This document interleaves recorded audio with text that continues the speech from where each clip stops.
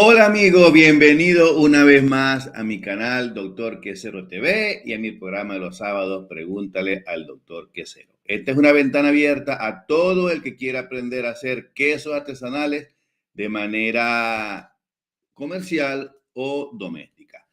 Ya somos, ¿cuántos somos? 40. Déjame poner aquí la chuleta para pasarla para este lado, porque así no se me ve la cara tan desbaratada. Ya va. Broma, ya va. Ok, ya somos, ¿cuántos somos? 44.585 suscriptores en YouTube. Y ya estamos transmitiendo por Instagram, por YouTube. Estamos transmitiendo por Instagram, ya se está viendo Instagram. Estamos transmitiendo por YouTube, por Facebook. Esperemos que esta vez sí salga bien. ¿Ok? Estamos transmitiendo en formato horizontal porque el problema es que estamos transmitiendo también por YouTube. Entonces tiene que salir también por YouTube en ese formato. Entonces, pero bueno, estamos aquí. ¿Ok? Bienvenida Lilian desde Francia. Bienvenido Diego. Y ya se empezó a conectar la gente. Y bueno, esperemos que hoy venga muchísima gente por Instagram y muchísima gente por YouTube y por Facebook. ¿Ok? Si quieren aprender a hacer quesos artesanales, está en el lugar correcto, porque este es el lugar para aprender a hacer quesos artesanales más importante de Latinoamérica. Les participo. Yo soy el influencer que tiene más suscriptores de Latinoamérica que habla español, por supuesto, ¿no? También tengo suscriptores que hablan en inglés y que me comentan y yo les respondo en inglés también. Pues, entonces, esa es la idea. Entonces, bueno, en Instagram somos 18.500, estamos quedados en Instagram, chicos. Pero bueno, vamos a esperar. Y también estamos en TikTok, estamos en Twitter. ¿Ok?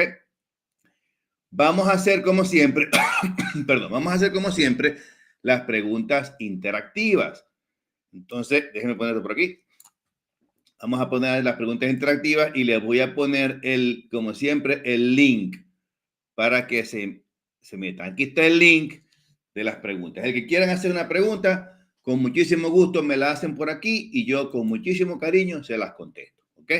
Por supuesto, yo tengo también preguntas que me ha hecho la audiencia, me han hecho en el canal durante toda la semana y siempre las pongo y las contesto. Pero si ustedes tienen una pregunta allí y quieren aparecer conmigo en la transmisión en vivo, solamente siguen el código este código QR que está aquí con el teléfono, ahí les llega el link y entran, yo les doy entrada y nos conocemos primero y hacemos la pregunta más interactiva. Entonces yo me pongo mis audífonos aquí, porque ustedes me van a hablar y bueno, con muchísimo gusto les contesto la pregunta. ¿Ok? Y así lo hacemos más divertido, más interactivo. Entonces, Arelis León Aranda desde Venezuela, qué bueno, buenísimo. Me encanta. Entonces, bueno, vamos a empezar con las preguntas mías que tengo yo aquí. Y ustedes pueden hacer la suya también por aquí. Entonces, bueno, vamos a empezar. Aquí tengo la pregunta número 1. Aquí me preguntan, Gustavo, me pregunta Gustavo, ¿por qué se utilizan diferentes ingredientes para cuajar la leche? Fíjate, Gustavo, tú puedes cuajar dejando la leche a temperatura ambiente, ella tiende a cortarse sola. Primero, puedes cortar utilizando limón. Puedes cortar utilizando ácido cítrico. Puedes cortar utilizando vinagre. Puedes cortar la leche utilizando rennet o cuajo. En fin, ¿por qué se utilizan todos esos elementos, todos esos atractivos? Bueno, muy fácil. Se utilizan porque eso va a depender del tipo de queso que estés haciendo. Entonces, si estás utilizando un queso, si estás haciendo un queso láctico, utilizas un poquito de rennet y también la cantidad, ¿no? Si vas a hacer, por ejemplo, un queso láctico, que hay que dejar que las bacterias se acidifiquen por sí solas y que se reproduzcan ellas solas, ¿verdad? O por respecto a la lactosa, ese proceso es más largo. Se le coloca un poquitico de rennet para acelerar un poquitico el proceso, pero siempre el proceso es más lento. Si vas a hacer un queso convencional, un queso fresco, le colocas cuajo.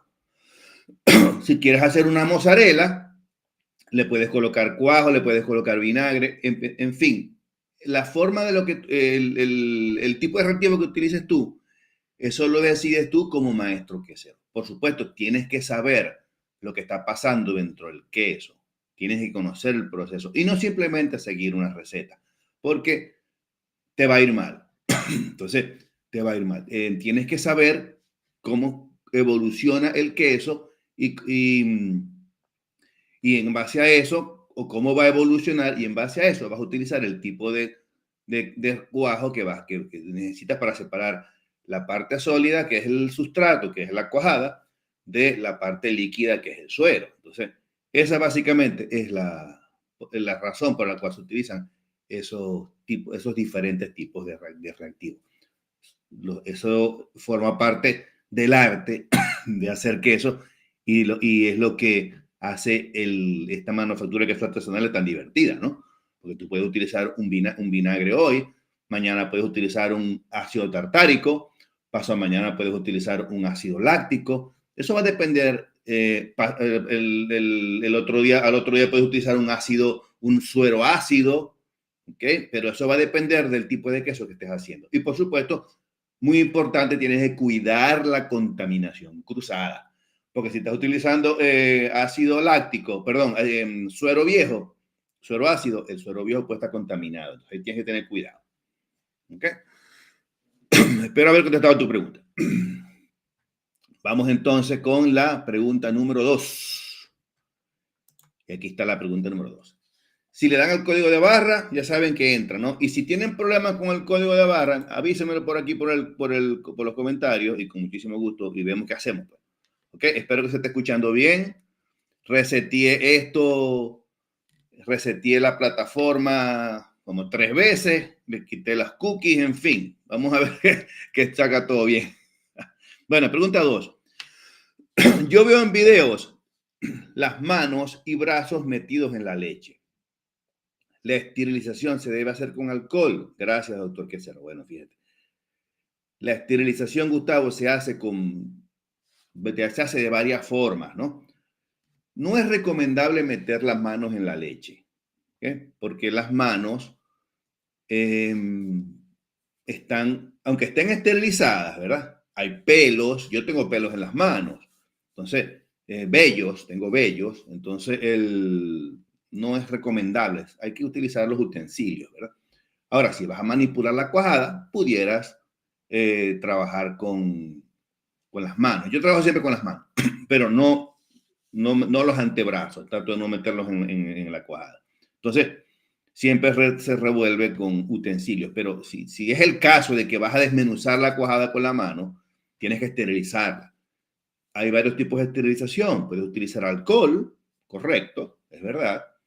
Puedes utilizar una solución de cloro. Lo más económico es utilizar la solución de cloro a 200 partes por millón. ¿Por qué? Porque es muy económica. Entonces, tú preparas un tanque con la solución y cada vez que vas a manipular la cuajada o vas a manipular algún utensilio, metes las manos en la solución, las dejas un cierto tiempo y sacas las manos y ahí manipulas. Si vas a hacer así, que te picó la cabeza o vas a responder tu celular, ¿verdad? Porque te llamaron, ya la mano está contaminada. Entonces tienes que volver a meter la mano en la solución de cloro y allí vas a esterilizar tu mano. Y así vas a evitar un foco de contaminación cruzada. Entonces, bueno, esa es la forma, ¿correcto? Entonces, puedes utilizar alcohol, puedes utilizar gel, desinfectante. Lo que pasa es que esos productos son un poco más caros, entonces son más costosos y no sirven para hacer queso. Ahora, si vas a hacer, no es que no sirven, sí sirven, pero la incidencia de costo es mayor, más barato es el cloro, entonces, porque tienes que hacerlo muchas veces. Entonces, ahora, por supuesto, si estás en una cámara de maduración y estás entrando a tu cámara de maduración y vas a chequear un queso y estás haciendo otras cosas en tu trabajo, ok, en la cámara de maduración debe haber un gel o un pote de alcohol. Te limpias, te esterilizas las manos, manipulas el queso y te sales. Si vuelves a entrar, te las vuelves a manipular porque estás haciendo otras cosas. Entonces hay que esterilizar el ambiente. ¿Ok? Entonces, bueno, esa es la respuesta. Vamos, aquí me hace una pregunta Rollermol. Rollerman Mel. Me pregunta por aquí. Para hacer una cubierta de pimentón en el queso, ¿en qué momento hay que ponerla y cómo? Bueno, la cubierta de pimentón se hace después que el queso que lo sacas del molde. Porque la idea es que ¿qué es lo que vas a hacer? En teoría lo que vas a hacer es, vas a curar el queso Rollerman. Vas a cuidar, el queso lo vas a curar. Es como cuando si lo curas también con hojas con semillas de uva, o con pimienta, o con café, o con onoto. ¿Ves? Eso se hace después que el queso está sacado del molde, que todavía está fresco, allí es donde se hace, porque la idea es que el queso vaya secando ya impregnado con esos productos, que pueden ser, como te dije, en este caso son las semillas de pimentón. También puede ser pimienta, puede ser comino, en fin. Puede ser hojas de chile, de picante, de ají picante. Por ahí me dieron unas hojas, unos chiles que son súper picantes y voy a hacer un queso y lo voy a llevar al mundial. Entonces voy a hacer el queso, ya le puse nombre y bueno, vamos a ver cómo va. Espero ganarme una medalla. Entonces, bueno, sí se puede hacer. ¿Ok? Bueno, vamos entonces con la otra pregunta. Aquí me pregunta, a ver. Pregunta 2. ¿Pregunta 2? No, pregunta 3. ¿Cuál es el secreto para elaborar un queso de calidad excepcional? ¿Y qué consejo darías a los aspirantes a queseros? Me pregunta Laura Pérez. Bueno, fíjate, Laura, el primer secreto para hacer un queso de calidad es amar lo que tú haces. ¿Ok? Al hacer las cosas con amor, utilizas los mejores ingredientes. ¿Ok? Tu técnica va a ser única. ¿Ok? Tienes que saber primero hacer las cosas, saber hacer queso, porque si no sabes hacer queso, aunque tengas todo el amor del mundo, no te va a salir un producto de calidad. Entonces, tienes que aprender a hacer queso. ¿Ok? Y para eso estás aquí. Entonces, utilizar ingredientes de primera calidad. La leche tiene que ser lo mejor, lo más fresca posible. ¿Ok? Evitar la contaminación. Cuando digo evitar la contaminación es utilizar los protocolos de higiene y respetar los protocolos de higiene cuando vayas a hacer el queso, porque al seguir tu protocolo de higiene, tu producto va a ser seguro al consumidor y va a ser un producto único. Y otro secreto es experimentar, improvisar, anotar todo lo que estás haciendo. Si vas a hacer un queso, digamos, con trufas, por decir algo,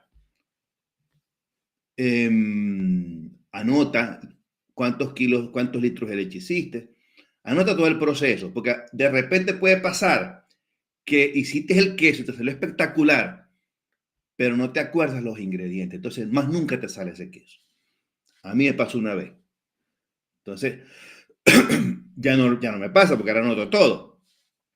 Anota el cultivo que utilizaste, el aceite de trufa que utilizaste, si es que utilizaste un aceite de trufa, o la trufa si es que la utilizaste, cuántos gramos utilizaste. O sea, estandariza todo tu proceso para que en el tiempo lo puedas repetir. Y si el queso te salió muy bueno y de calidad y le gustó al consumidor, lo puedes volver a repetir porque ya tienes todo estandarizado. Entonces, eso es muy importante que lo hagas. Pero lo más importante es inventar, experimentar, improvisar, tratar de hacer la diferencia, no hacer lo que hace todo el mundo. Porque si haces lo que hace todo el mundo, vas a hacer queso Oaxaca, la bola de Oaxaca. Todo el mundo hace queso Oaxaca. Entonces, ahí no está el secreto. El secreto está en hacer una Oaxaca que sea diferente. Tratar de sobresaltar, o eso se dice, tratar de resaltar sobre tus competidores. Y así vas a hacer un producto de calidad y único.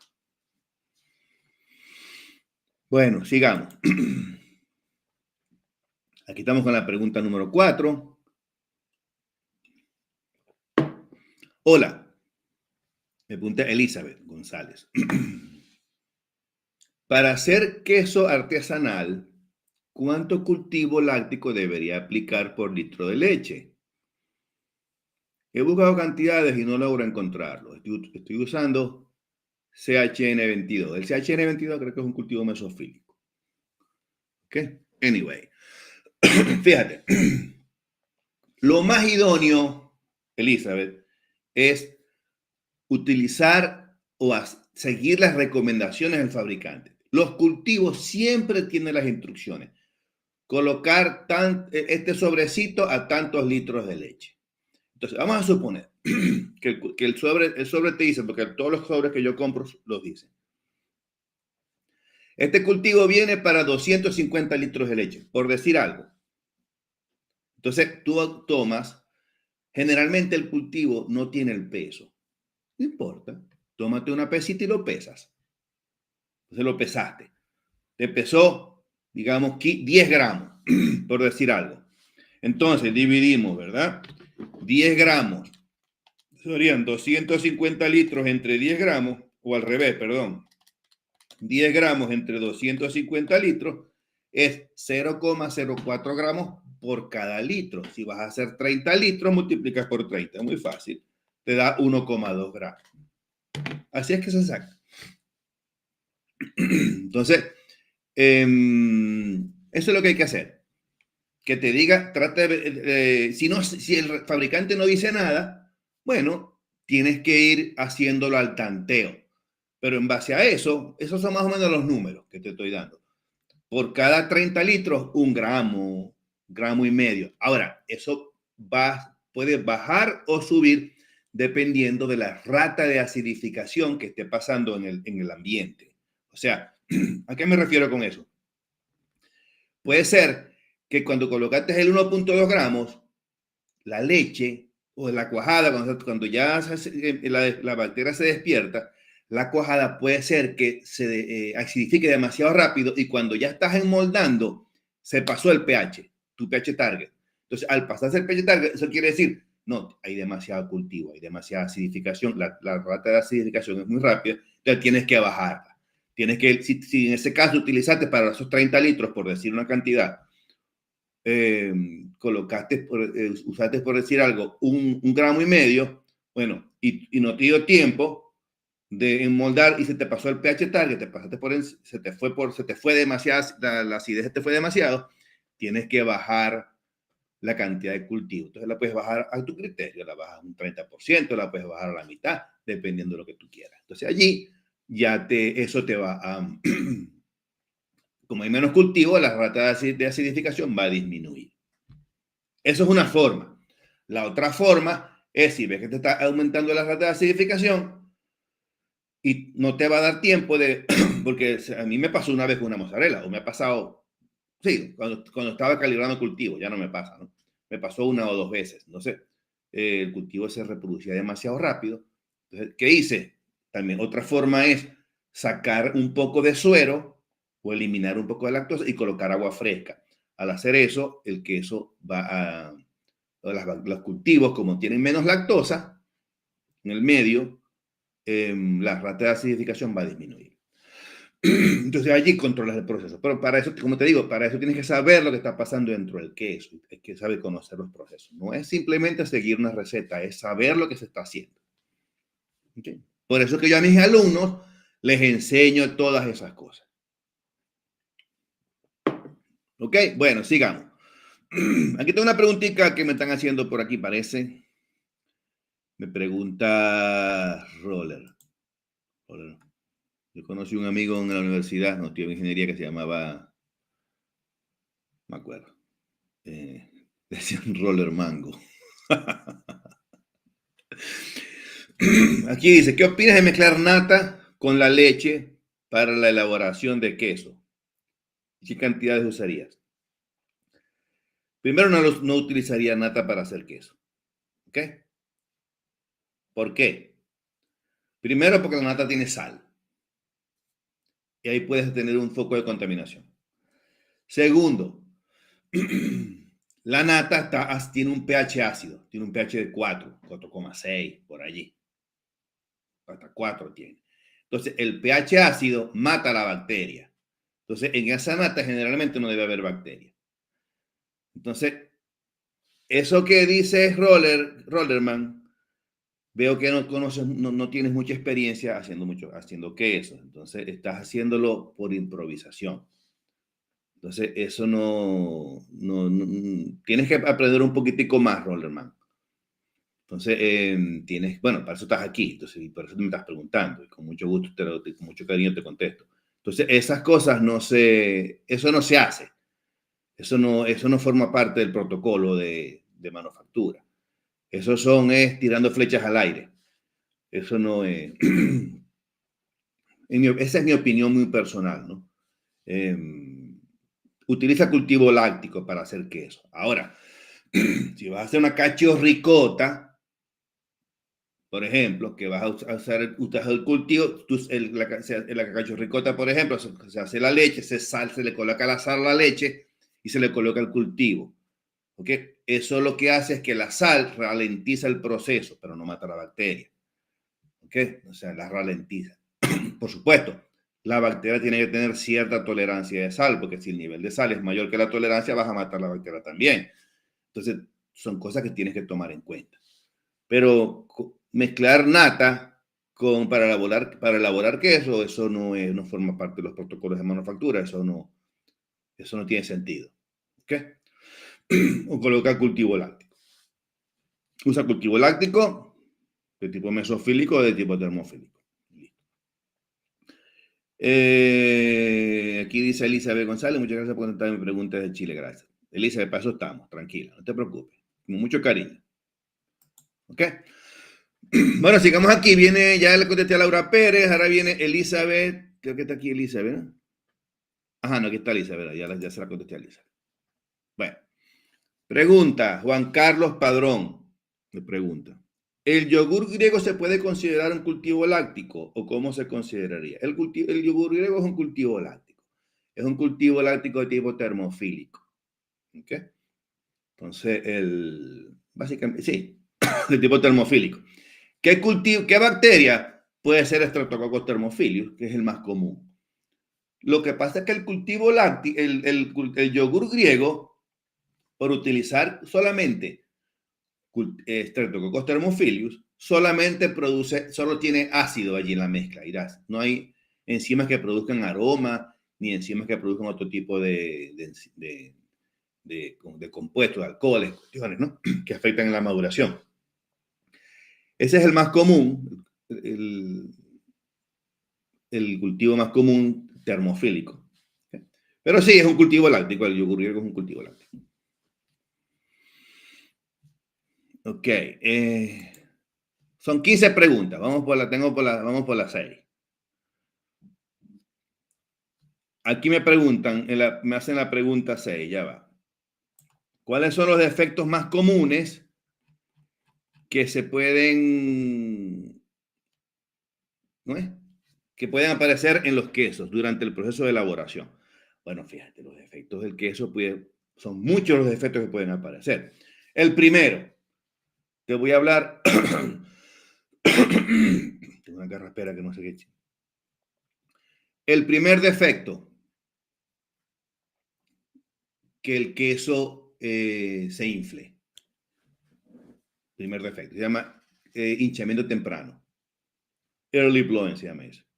Entonces, se produce por contaminación cruzada. Como el otro efecto es que tenga demasiados huecos. Bueno, ese es el early blowing. Entonces, cuando el hinchamiento temprano se produce porque la leche que se utiliza es no pasteurizada y está contaminada con patógenos, como pueden ser la Escherichia coli. Entonces, la Escherichia coli produce muchísimos huequitos pequeñitos dentro del queso. Ejemplos. Nuestro queso, algunos quesos venezolanos tienen ese problema, porque se hacen con leche cruda, sin pasteurizar. Entonces, con leche cruda y son quesos frescos. Entonces, como tienen Escherichia coli, se producen ese tipo de agujeros en los quesos y es un síntoma, un signo de contaminación. El otro efecto es que el queso, por ejemplo, cuando ya lo sacas, no tenga el nivel adecuado de acidez, entonces tiene no tiene mucho sabor. Se dice en inglés plain, un sabor plain. Entonces, el queso es desabrido, entonces eso es otro defecto. El otro es que tenga hongos, dependiendo del queso que sea. Si estás haciendo un queso fresco y es con hongos, ahí hay un defecto. El otro es que el queso huela rancio. Otro defecto. Entonces, todo eso lo ven los jueces. Para eso hay que hacer un análisis organoléptico. Un análisis organoléptico significa hacer un análisis con los sentidos. O que el queso esté cariado. Entonces, esté partido, rajado. Eso es un defecto. Común también. También que cuando se prueba el queso, que tenga sabores diferentes al tipo de queso. Por ejemplo, que el queso sepa azufre. ¿Okay? Si el queso sabe a azufre y es un queso fresco, quiere decir que está pasado. Entonces, o si tiene un sabor metálico, también es otro defecto. Todos esos efectos los estudiamos en la escuela. Entonces, pero esos son los más comunes, ¿no? Que yo recuerdo. ¿Qué más? ¿Qué otro efecto puede ser? Sí, básicamente eso. Hay por allí a veces, yo no sé si les ha salido a ustedes, cuando están haciendo los quesos, les sale al queso como una mancha rosada. Se llama Streptococcus ruseus. Esa bacteria, ese hongo, no es dañino, pero le da un sabor, le da un efecto feo al queso. Eso es otro efecto. ¿Okay? Entonces, básicamente esos son los efectos. ¿Okay? Hay otros más, pero esos son los que me acuerdo en este momento. Vamos a ver, aquí me hace una pregunta por aquí. Doctora, ¿qué le llaman nata ustedes? Bueno, la nata. ¿De dónde eres tú, Diego? Pregunta de dónde eres. La nata, yo le llamo nata a la crema de leche que ya está un poco solidificada y que ya está salada y ya tiene la sal y todo eso. Es una nata que es muy rica, por supuesto, que no las comemos, ¿no? Otros lo usan, no sé si te refieres a la crema, pero eso es lo que llamo yo la nata. De Argentina, ok, bueno. Explícame para ti qué es la nata, porque yo, a menos que quieras que te estés refiriendo, Diego, a la crema de leche. La crema de leche es diferente. Tampoco utilizas crema de leche como cultivo láctico, porque la crema de leche no tiene cultivo láctico, pues generalmente está pasteurizada. Entonces, no te pongas a inventar las ruedas, no te pongas a inventar lo inventado. Para hacer queso, utiliza cultivos lácticos. O si vas a hacer un queso madurado, puedes utilizar leche cruda.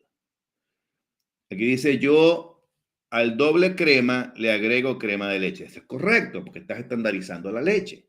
En este caso, utilizas crema de leche porque vas a estandarizar la leche, porque le vas a colocar una cantidad adicional de grasa. Por eso es que se llama doble crema.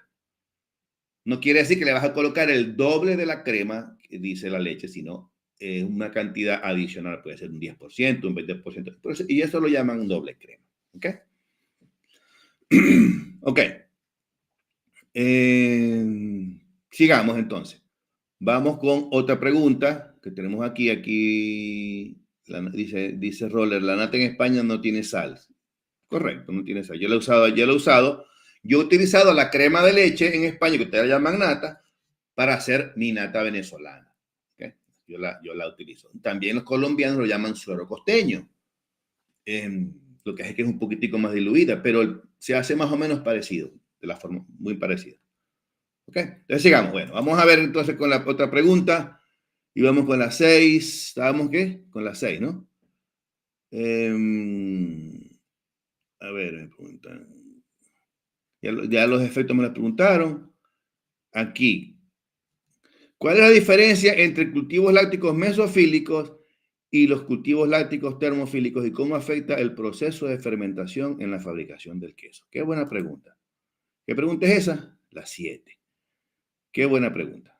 Me alegra que me hagan esta pregunta. Entonces, fíjate. Juan, ¿cómo que se llama? Juan, ¿no? Sí, Juan. Bueno, Juan, te cuento. Los cultivos lácticos son cultivos que los dos se alimentan de la lactosa de la leche. La lactosa es el azúcar. Entonces, ellos se alimentan de la lactosa y producen un subproducto que se llama ácido láctico. Y ese ácido láctico tiende a acidificar la leche, lo que es lo mismo, tiende a bajar el pH. Y eso es lo que toma uno, el pH. Cuando uno nota que el pH va bajando, quiere decir, se está acidificando la leche, la bacteria está viva. Entonces, lo que pasa es que dependiendo del cultivo, a unos les gustan las temperaturas más bajas y a otros les gustan las temperaturas más altas. El cultivo mesofílico le gustan las temperaturas bajas, digamos, la temperatura ideal del cultivo mesofílico está entre 29 y 35 grados. Esa es la temperatura ideal de él, pero no quiere decir que no se reproduzca a 20 grados. También se reproduce a 20 grados. Lo que pasa es que la acidificación máxima está en ese rango. Por eso es que cuando uno hace quesos, si bajó la temperatura 1 o 2 grados, no importa, porque está dentro del rango. Ahora, si subió la temperatura por encima de ese rango, ahí sí está la cosa fea, porque la bacteria se puede morir. Entonces, la diferencia está básicamente es que el cultivo mesofílico le gustan las temperaturas bajas y al cultivo termofílico le gustan las temperaturas altas, entre 40 y 45 grados. ¿Okay? Por supuesto, temperaturas por debajo o por arriba de esa banda tienden, si es por encima, tiende a matar la bacteria. Y si es por debajo, tiende a inocularla. La bacteria se duerme porque no está activa. La temperatura es mucho frío para ella y ella se ralentiza y se cuesta dormir. Entonces, y eso es lo que pasa cuando los cultivos son liofilizados. Cuando los cultivos son liofilizados, y cuando digo la palabra liofilizado, para que me entiendan, es que es un cultivo que está en estado vegetativo, lo duermen con frío. Entonces, ese cultivo siempre está congelado a menos 30 y está dormido. Entonces, porque está muy frío, entonces él tiende a ponerse inocuo. Y cuando la temperatura está otra vez apta y agradable para el ambiente de ellos tienden a despertarse. Por eso cuando uno hace queso, tiende a calentar la leche. ¿Por qué? Para preparar el terreno para que la bacteria se reproduzca. Esa es la razón por la cual uno calienta la leche, para que la bacteria entre. Es como si se mete en una piscina con agua calientica, sabrosa, ¿verdad? Entonces, bueno, la bacteria está allí, y entonces, como ya está, el calor la despierta, la bacteria al despertarse empieza a comer, le da hambre y empieza a alimentarse de la lactosa y a producir ácido láctico. Y eso es lo que utilizamos nosotros los que estamos en este negocio de la quesería. ¿Okay? Entonces, esa es la diferencia básica. El mesofílico le gusta la temperatura baja y al termofílico le gusta la temperatura alta. ¿Y cómo le afecta el proceso de fermentación? Bueno, dependiendo de la cantidad de bacterias, ella se alimenta de la lactosa y produce ácido láctico bajando el pH. Y los que estamos en este negocio de la quesería, utilizamos ese proceso de acidificación para hacer un tipo de queso, otro tipo de queso, en fin. Dependiendo del grado de acidez que tengamos, se hace un tipo de queso. ¿Okay? Si se va a hacer, por ejemplo, quesos halloumi, utilizamos un tipo de acidificación, un nivel de acidificación. Si utilizamos queso, si hacemos queso mozzarella o queso de pastilada, utilizamos otro tipo de acidificación, mayor por supuesto. Y si hacemos un queso, digamos un feta, tenemos otro tipo de acidificación. ¿Okay? O un cheddar, dependiendo. Eso va a depender del tipo de queso que se esté haciendo. Y el nivel de acidificación depende del tipo de queso que hagamos. ¿Okay? Bueno, sigamos. Aquí tengo otra pregunta que me están haciendo por aquí. No sepa. Sepa, no. Sí, ¿cómo está? No entiendo lo que me dice, Diego. Ok, sigamos con la pregunta 8.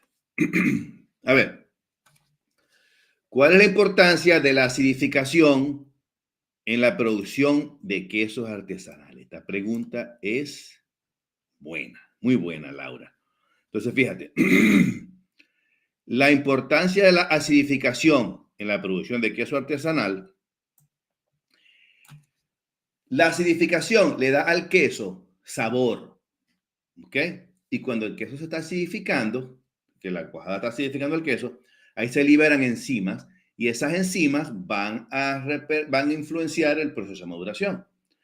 También la acidificación, el nivel de acidez protege el queso. Y cuando uno hace quesos, uno tiene que llegar a un cierto nivel de acidez, porque si no, si el queso tiene bajo nivel de acidez, el queso tiende, primero no a saber bien y tiende a ser víctima de contaminación cruzada. Entonces, la acidez protege al queso. También la acidificación ayuda a la coagulación. Cuando la acidificación es alta, cuando hay un nivel alto de acidez, el cuajo trabaja más rápido. ¿Ok? Por supuesto, todo dentro de parámetros normales, ¿no? Tampoco hay que cuajar con la leche ácida porque vas a hacer un queso que no está, que va a salir, que se va a salir fuera de los parámetros que uno está buscando.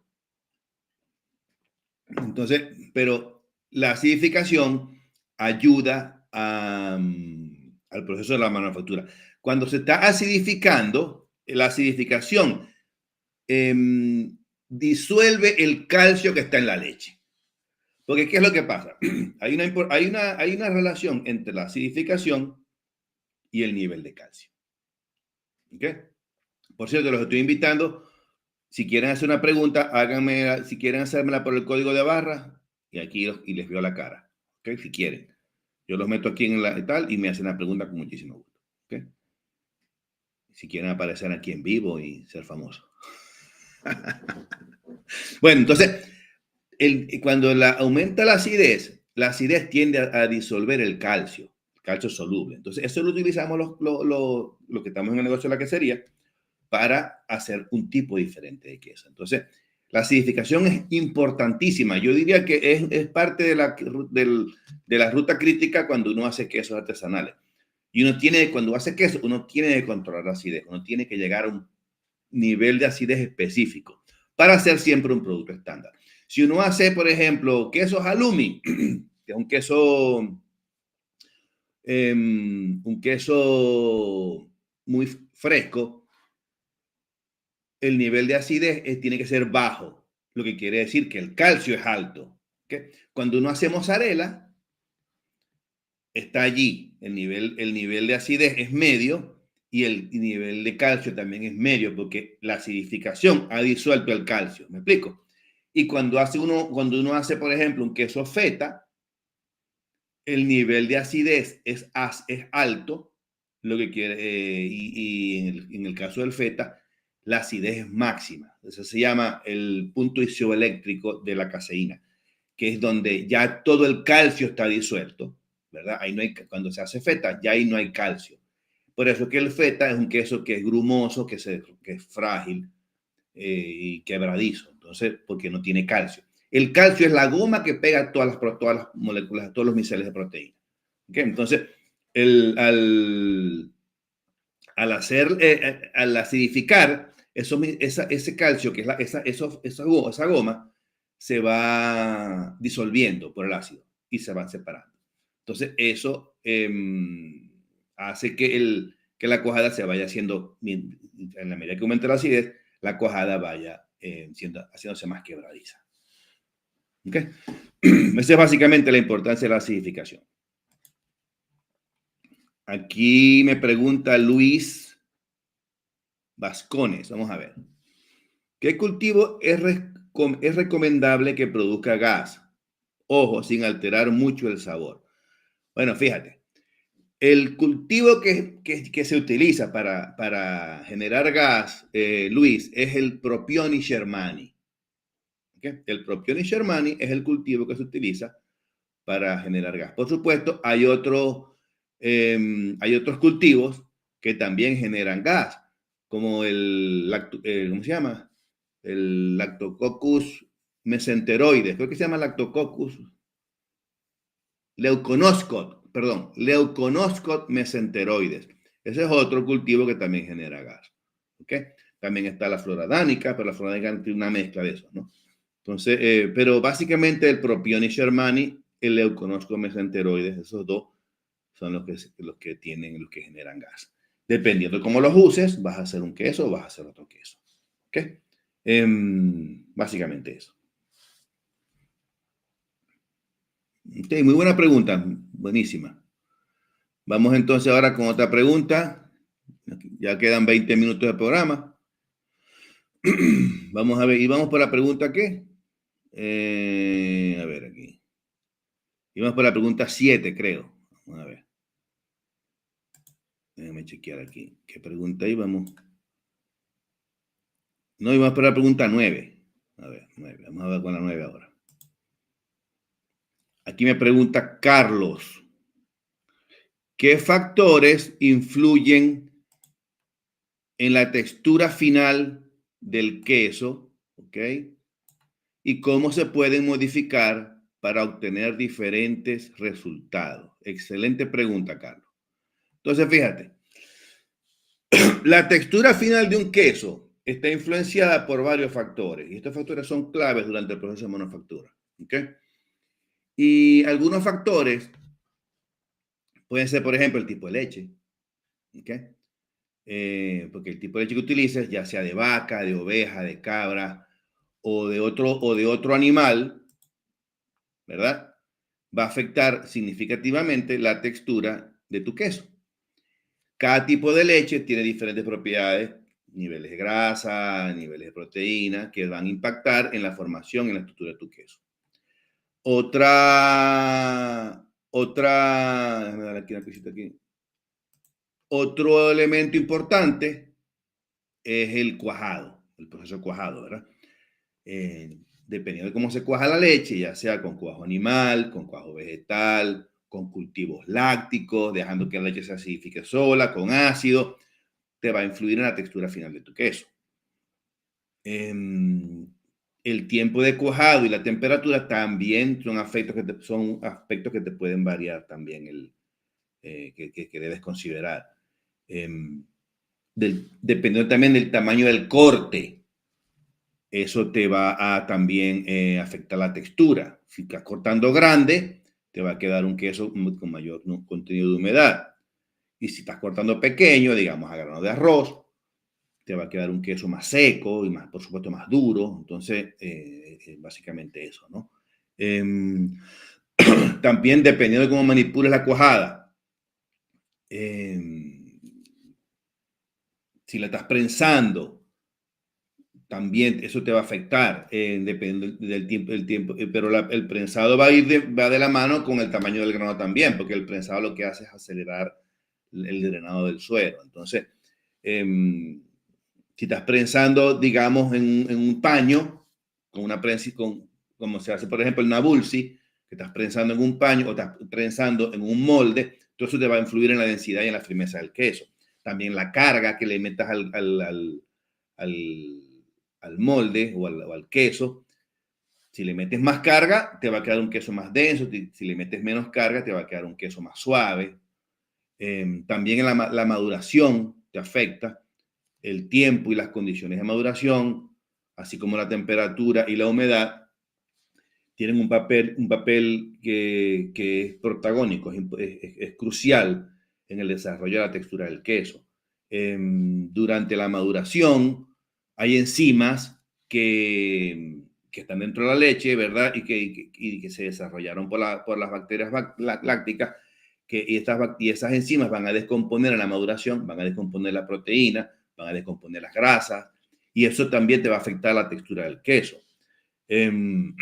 Yo diría que para modificar la textura del queso y obtener resultados diferentes, se pueden realizar ajustes en estos factores durante el proceso de elaboración, ¿no? Dependiendo de la cantidad de cultivo que utilices. Si utilizas más cultivo, se va a generar más enzimas. Si utilizas menos cultivo, menos enzimas. Por ejemplo, se puede variar también el tiempo de cuajado, la temperatura de prensado también se puede variar, o el tiempo de maduración, para obtener una textura más suave, más firme o más cremosa. Eso va a depender de lo que se decida, ¿no? En ese momento. Eso va a depender del criterio y las preferencias del maestro quesero. ¿Ok? Espero que esta respuesta te haya sido útil y que y si tienes otra pregunta, con muchísimo gusto te la contesto. ¿Ok? Bueno, sigamos. Aquí me pregunta Ana, ¿cómo se logra un balance adecuado? Me estoy teniendo puro riflazo. ¿Cómo se logra un balance adecuado de calcio y acidez en la elaboración de queso y cuál es el impacto en la calidad del producto? Verdad. Una pregunta muy interesante. Bueno, fíjate. No quiero decir que no me la sepa. Fíjate, el equilibrio entre el calcio y la acidez es un parámetro que es fundamental en la elaboración de quesos artesanales porque afecta directamente la textura, afecta la firmeza y la capacidad de retención de humedad del queso. Te voy a explicar cómo se logra ese balance, ¿no?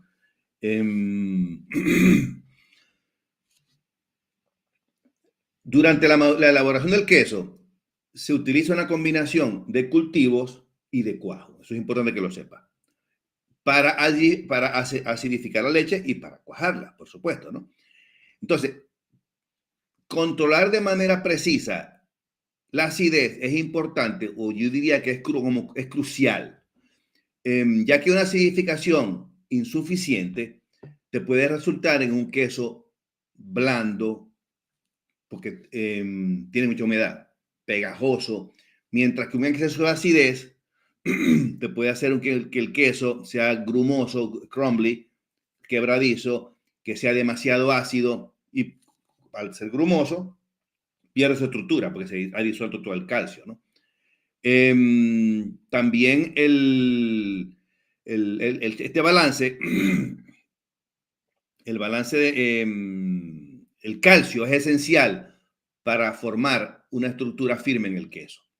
Y se añade, a veces que en la pasteurización se pierde calcio. Entonces, cuando se está acidificando, ya el calcio no es nativo, sino que se ha degradado. Entonces, cuando se está acidificando, la cuajada, aunque llegue al nivel de acidez que se target, como perdió calcio, la cuajada no va a hilar o va a quedar demasiado grumosa.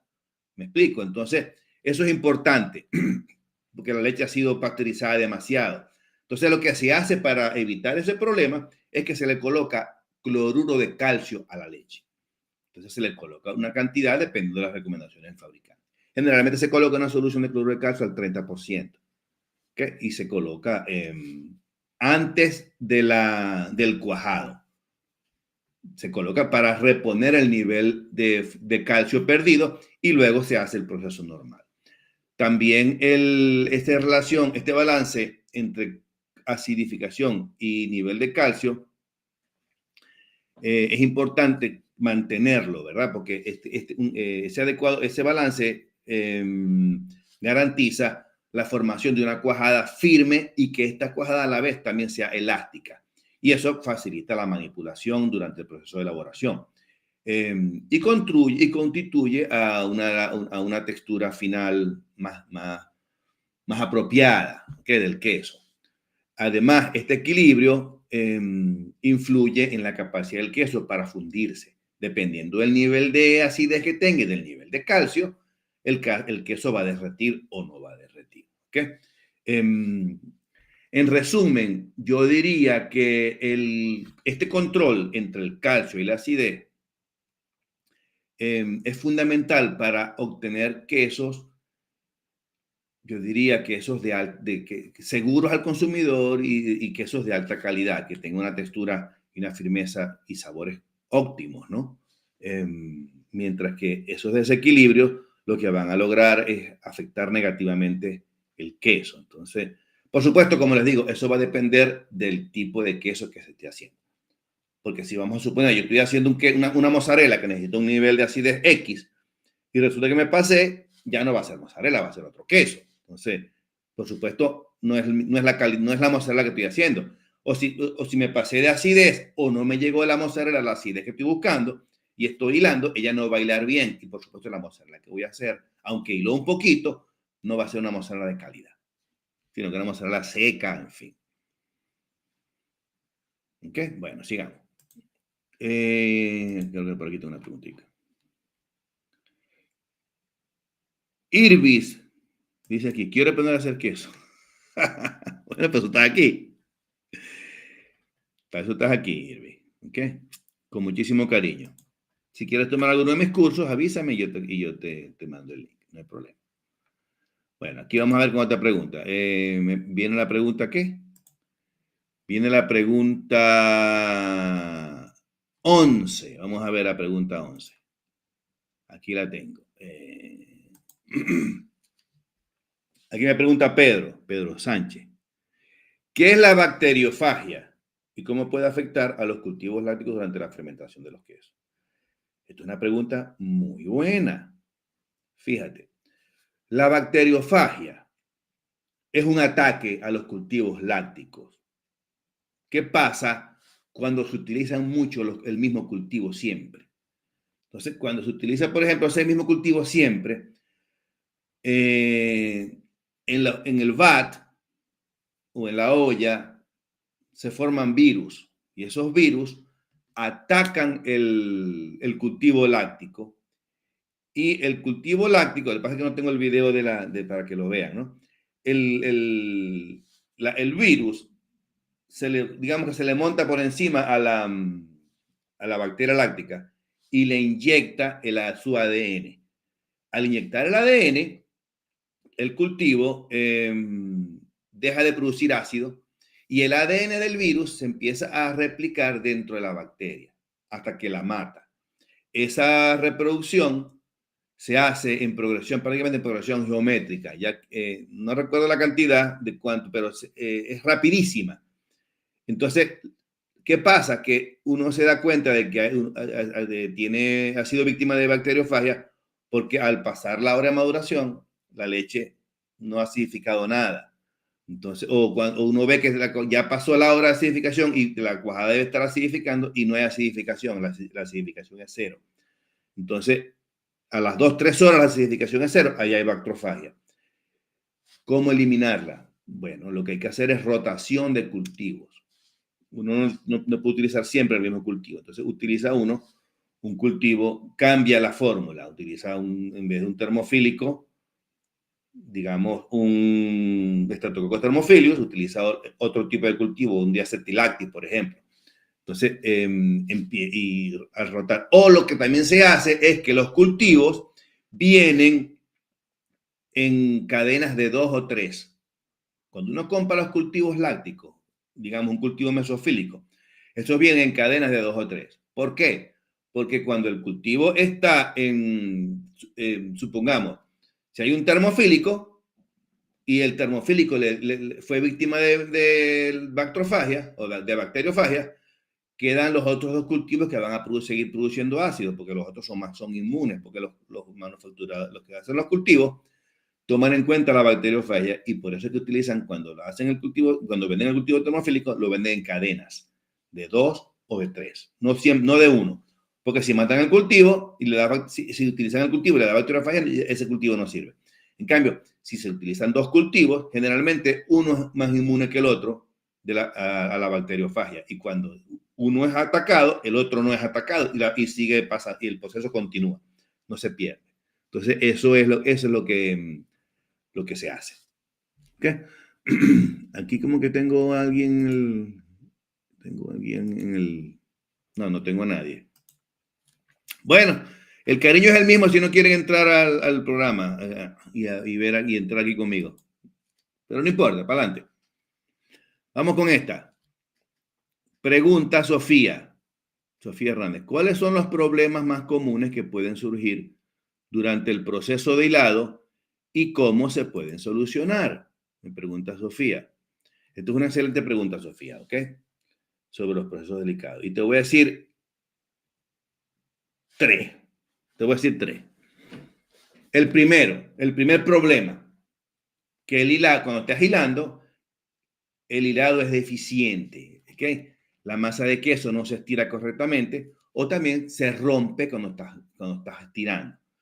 Y esto puede ser causado o es causado por una falta de acidez en tu cuajada, ¿ok? También pasa cuando hay un calentamiento inadecuado, ¿okay? La cuajada tiende a romperse. ¿Por qué? Porque se le libera, hay una cuestión que se llama la grasa libre. Entonces, las moléculas de caseína tienen como un epitelio y el calor las disuelve y por ahí se va la grasa libre. Entonces, se pierde la cuajada. Entonces, para solucionarlo, lo importante es verificar tu nivel de acidez y ajustarlo. Y también asegurarse de que la temperatura que estás calentando sea la adecuada y que no sea demasiado caliente. Entonces, generalmente lo que se utiliza es cuando haces, por ejemplo, mozzarella, utilizas una temperatura, la cuajada tiene que estar más o menos como a 60 grados en la temperatura del agua. Entonces tienes que, ahí más o menos, ahí te va a bailar bien, la temperatura no es muy fuerte. Hay gente que calienta con estufa, mete y va calentando desde la estufa, pero eso hay que tener mucho cuidado porque puedes perder la cuajada. ¿Okay? También textura desigual debido a una distribución desigual del calor durante el proceso de hilado. Bueno, eso es cuando se calienta con estufa. Porque van a haber diferentes temperaturas dentro de la cuajada. Y eso para resolver ese problema es importante asegurarse de que el queso se caliente de manera uniforme. Es decir, si estás calentando con estufa, hay que voltearlo rápido y hay que hilarlo. Hay que voltearlo, hilarlo. Si estás calentando con estufa, pero si estás calentando con el agua, hay que también hilar, hay que darle mucha mano al queso, muchísima mano, ¿ok? Básicamente eso. Otro aspecto importante es el exceso de humedad. El exceso de humedad en el queso cuando se está hilando puede provocar problemas de conservación y también problemas de deterioro de la calidad. Y por supuesto, esto puede ocurrir si la cuajada tiene demasiada humedad o si el queso no se drena adecuadamente antes de hilarlo. Vamos a suponer que ustedes hicieron porque cuando uno hace el queso, tiene primero que producir la cuajada, tiene que cortarla, drenarla y hay que producir la cuajada. Pero si esa cuajada no drena bien, vamos a tener problemas en el hilado porque va a tener demasiada agua. Entonces, para corregir esto es importante ajustar el proceso de drenado del desuerado. Pues. Hay que, ¿cómo se llama? Hay que hacer un desuerado correcto y la duración del hilado también para eliminar el exceso de humedad y obtener un queso de textura y consistencias adecuadas. Resumiendo esta pregunta, para solucionar esos problemas durante el proceso de hilado de los quesos, es importante saber la causa, saber por qué es lo que pasa dentro del queso, si la cuaja está seca, hay que verla, ¿no? y no siguiendo simplemente una receta, como siempre lo he dicho. Bueno, sigamos ya. Ya se acabó el tiempo. Ya tenemos 1 hora. Todavía me faltan como 4 preguntas. No me va a dar tiempo a hacer las 4 preguntas. Entonces vamos a contestar una más y salimos de esto. ¿Ok? Aquí me preguntan, ¿cuál es la importancia? Pero si tienen unas ustedes por aquí, yo se las contesto. No se preocupen. Aquí me preguntan, ¿cuál es la importancia del análisis sensorial en la evaluación de la calidad de un queso y qué aspectos se evalúan durante esta prueba? Bueno, fíjate, Miguel, el análisis sensorial es importantísimo cuando se está evaluando la calidad del queso. ¿Por qué? Porque permite conocer sus características organolépticas. ¿A qué me refiero con características organolépticas? Me refiero a las propiedades sensoriales del queso, como el aroma, el aspecto del queso, el sabor, la textura y también el gusto, ¿no? La sensación en boca. Esos atributos del queso son fundamentales para determinar si el queso es aceptado por el consumidor o no es aceptado, ¿no? Ahora, ¿cómo se evalúa o cómo se hace un análisis sensorial? ¿Sí? Hay que analizar 3 cosas. La primera, el aspecto visual. ¿Okay? El primero, el queso se evalúa con los ojos, con la vista, después con el aroma, con el olfato y después con el gusto. Entonces,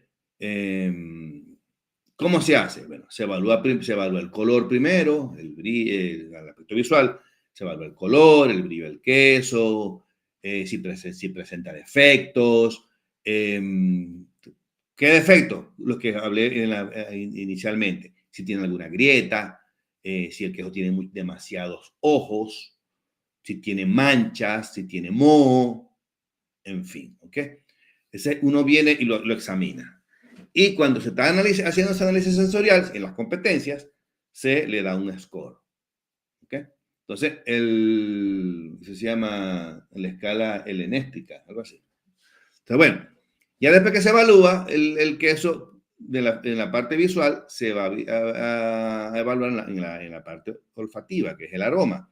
Entonces se analiza la intensidad, la calidad y la complejidad de los aromas que están dentro del queso. Y por supuesto, eso va a variar dependiendo del tipo de queso que se esté evaluando, ¿no? Y su grado de maduración. Los quesos frescos generalmente no tienen mucho aroma. Los quesos madurados tienen más aroma. Si se trata de un queso azul, por ejemplo, tiene muchísimo aroma. Y ya después que se evalúa el aroma, ahí se anota otra vez en la libreta el score. Que depende. Si tiene un aroma frutado, un olor, un aroma a cueva, todo eso se va anotando. Por supuesto, va a depender del tipo de queso, porque si una mozzarella fresca huele a cueva, porque está mala. Entonces, eso va a depender del tipo de queso que se esté evaluando. Y por último, el sabor. En el sabor se evalúa 3 aspectos, que es primero el sabor, por supuesto, la textura y la sensación en boca.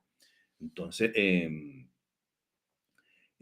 también cuando uno está evaluando el queso de forma visual, también chequea la textura del queso. Si tiene un cuerpo cerrado, si tiene un cuerpo abierto, si el queso es compacto, en fin. ¿Okay? Todo eso forma parte del análisis sensorial.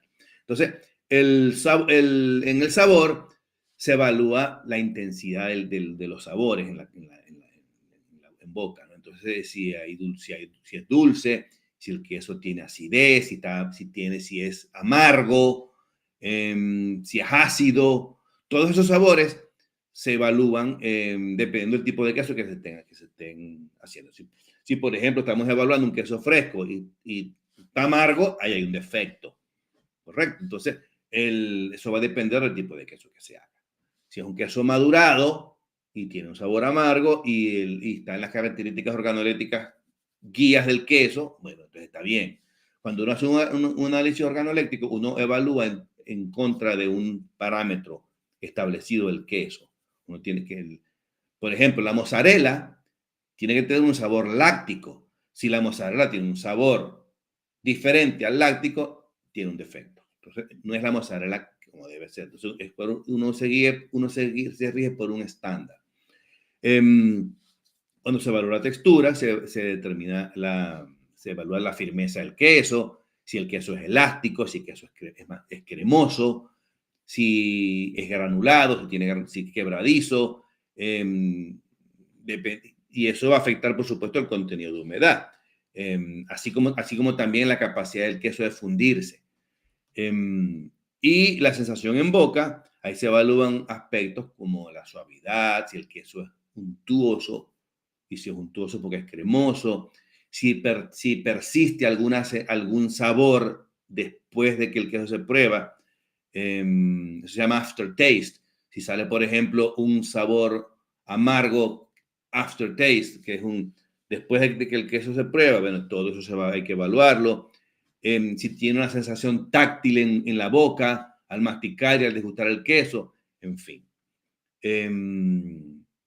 Ese análisis sensorial se hace de manera objetiva, como dije, a través de catadores entrenados, que son los jueces, o también de manera subjetiva, si es que se está haciendo, ¿cómo se llama? Lo está haciendo cada consumidor, ¿no? Para degustar esos quesos se utilizan técnicas de degustación. Y como les dije, se hace una degustación comparándolo en base a un parámetro existente. Eso se llama, como les dije, escala hedónica, creo que decía, la escala hedónica. Y allí se hace digamos, el número 1 es el queso, por ejemplo, con poco sabor, y número 9 con un sabor buenísimo. Entonces, los jueces toman 1, 2, 3, 4, 5, dependiendo de lo que ellos crean conveniente. ¿Okay? En base al perfil sensorial estándar, digamos. En resumen, el análisis sensorial de los quesos es una herramienta que es fundamental para garantizar la calidad de los quesos y también para garantizar la satisfacción del consumidor, ¿no? Permite identificar y corregir posibles errores, posibles defectos, porque en la medida que se hace el análisis y se evalúa, bueno, hay que mejorarlo así, hay que mejorar hay que eliminar este amargor, hay que eliminar el nivel de sal porque está demasiado salado. La idea es que los sabores, en general, cuando se hace un análisis sensorial, los sabores tienen que estar totalmente nivelados. No puede resaltar uno más que otro porque allí se pierde la armonía entre el queso, en los sabores del queso. Entonces, eso es lo que buscan, lo que hacen los jueces y lo que siempre evalúan. Si hay un queso que tiene, pues supongamos que el queso es un queso fresco, pero tiene un nivel demasiado alto de sal, o una mozzarella que tiene un nivel demasiado alto de sal, que le está tapando el sabor láctico que per se tiene que tener la mozzarella, entonces allí la mozzarella ya tiene un defecto, tiene un nivel de exceso de sal, entonces se penaliza. ¿Okay? Bueno, básicamente es eso. Entonces, bueno, yo creo que ya con esto estamos listos. Ya espero que les haya gustado el nuevo formato. Nadie hizo preguntas. Aquí se las puse durante todo el programa. Con muchísimo gusto. Y bueno, ya la semana que viene seguimos con el mismo formato, contestando preguntas. Hoy vino bastante gente. Llegamos creo como a 20 y pico personas en los 3 canales. Buenísimo, me encanta. Los espero la semana que viene. Y ya saben que si quieren aprender a hacer queso, están aquí en el sitio correcto. Y si me siguen, van a estar, como siempre he dicho, a solo un queso de distancia de alcanzar sus sueños. Hasta la semana que viene y un abrazo. Cuídense. Quesitos en casa, fáciles de hacer son. El doctor Quesero te enseña con sabor. Quesitos en casa, fáciles de hacer son. El doctor Quesero te enseña con sabor. Quesos colombianos y venezolanos, todo hecho en tu casa, con sabor zuliano y calor humano. Los quesos en casa tienen vitaminas, rápidos de hacer, en cualquier cocina. tan fácil como pelar mandarinas. Quesitos en casa, fáciles de hacer son, el doctor Quesero te enseña con sabor. Quesitos en casa, fáciles de hacer son, el doctor Quesero te enseña con sabor. Hago queso hermano, también queso opera, costeño en matera, paipa, pan y zulia, y hasta doble crema. Quesitos en casa, fáciles de hacer son, el doctor Quesero te enseña con sabor.